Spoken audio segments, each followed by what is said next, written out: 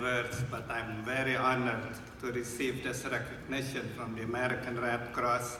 And I want to thank the board and leadership of this chapter for this wonderful award.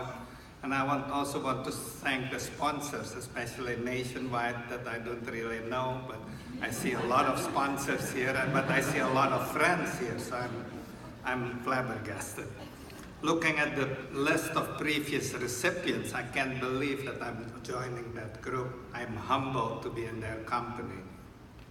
Central Ohio does have a humanitarian spirit, and people care about the well-being of others and the quality of life for all. This community really means a lot to me and my wife. We feel blessed to have come here and made Columbus our home. My wife and I were practicing physicians in Indonesia, and both were on the medical faculty of the Pajajaran University in Bandung, which is in West Java.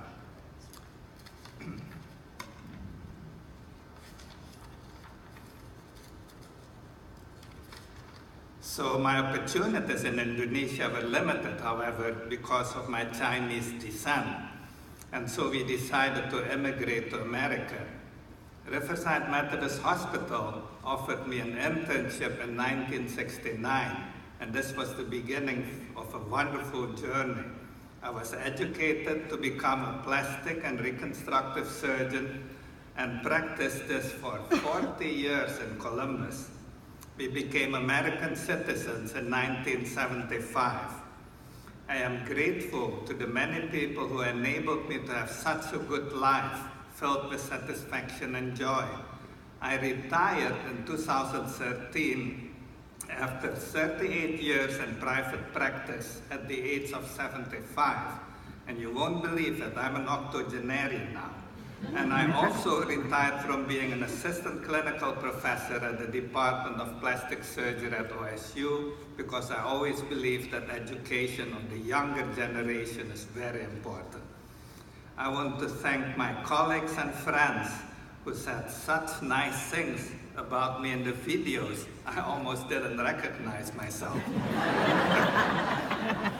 Each of them in their organizations have done far more for me and my family, especially Riverside Methodist Hospital, of course, than I did for them. It had been a privilege to work for them. Thank you all for coming to this event. We are really here today because of the Red Cross. I do greatly admire the Red Cross. It is, in America, it's a totally private, non-governmental organization. It depends on thousands of volunteers who give their time and talent, and I appreciate them more than me just being on the board. But of course, I do something too for them, give them money too. But in many other countries, the Red Cross depends on the government, and that brings in a lot more politics and so in it. And I was trying to help the Red Cross in Indonesia, but I gave up on it because I don't like politics anymore.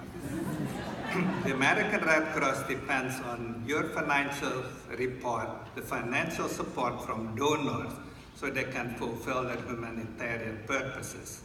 As we heard today, the Red Cross people helps people with the basics of food and shelter in an emergency, fires and natural disasters of all kinds.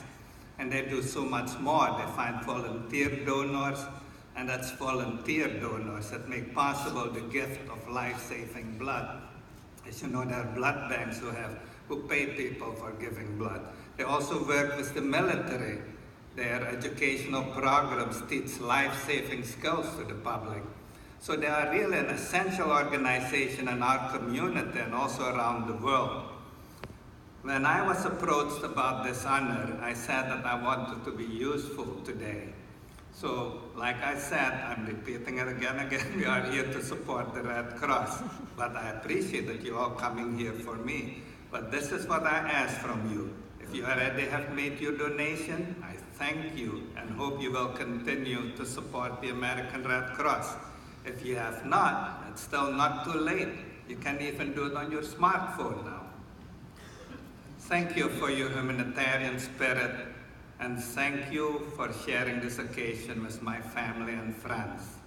Thank you.